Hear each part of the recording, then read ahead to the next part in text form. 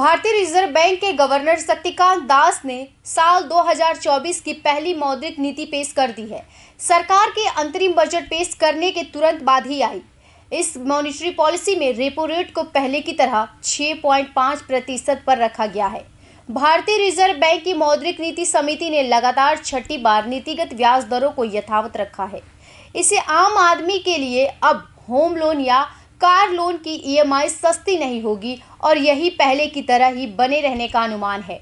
वास्तव में repo rate का असर आम लोगों पर बैंकों से लिए गए लोन की ईएमआई पर देखने को मिलता है। मान लीजिए अगर रेपो रेट में कटौती होती है तो आम लोगों की होम लोन और कार लोन की ईएमआई घट जाती है। रेपो रेट कम होने से बैंकों के लिए सस्ती पूंजी उपलब्ध होती है। इसका फायदा बैंक ग्राहकों को सस्ती ईएमआई के तौर पर पहुंचाते हैं। हालांकि नए लोन पर लगने वाली प्रोसेसिंग फी को अब आरबीआई ने ईएमआई में ही शामिल करने के संकेत दिए हैं। एमपीएस के 6 सदस्यों में से 5 ने रेपो रेट को यथावत रखने और 1 ने इसमें बदलाव की बात कही। इसके साथ ही आरबीआई ने ई-रूपी को प्रमोट करने और इसके ऑनलाइन ट्रांजैक्शन की बात कही है। आरबीआई ने पिछले साल फरवरी की मौद्रिक नीति में रेपो रेट को 6.5% किया था। इससे ही अभी बरकरार रखा है। चालू वित्त वर्ष यानी 2023 और 24 में रिजर्व बैंक की आखिरी मौद्रिक नीति है। इसके बाद अगली मौद्रिक नीति अप्रैल में आएगी, जो नए वित्त वर्ष की पहली मॉनेटरी पॉलिसी होगी। मौद्रिक नीति पेश करते हुए आरबीआई गवर्नर शक्तिदास ने कहा, वैश्विक स्तर पर अनिश्चितता के बीच देश की अर्थव्यवस्था मजबूती दिखा रही है। एक तरफ आर्थिक वृद्धि बढ़ रही है तो वहीं दूसरी तरफ महंगाई में कमी आई है।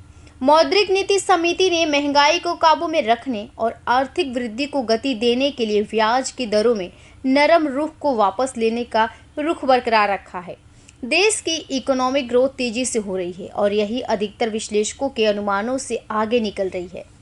उन्होंने कहा कि रेपो रेट में किए गए बदलाव का असर अभी बाजारों से नीचे तक पहुंचा नहीं है। वहीं देश के अंदर ग्रामीण मांग में तेजी जारी है, जबकि अर्बन एरिया में खपत मजबूत बनी हुई है। आरबीआई के गवर्नर शक्तिकांत दास ने कहा कि देश में फूड इन्फ्लेशन अब भी देश की महंगाई दर पर असर डाल रही है। खाद्य पदार्थों की कीमतों में अनिश्चितता बनी हुई है। हालांकि एमपीएस देश में महंगाई दर को 4% के लक्ष्य पर रखने के लिए प्रतिबद्ध है। आरबीआई का अनुमान है कि चालू वित्त वर्ष में रिटेल इन्फ्लेशन 5.4% रह सकती है, जबकि 2024 और 25 में ये 4.5% रह सकती है। शक्तिकांत दास ने कहा कि आर्थिक गतिविधियों की रफ्तार 2024 और 2025 में भी जारी रहने की उम्मीद है। अंतरिम बजट के मुताबिक सरकार अब अपने राजकोषीय घाटे को कम करने के साक्ष्य पर काम कर रही है।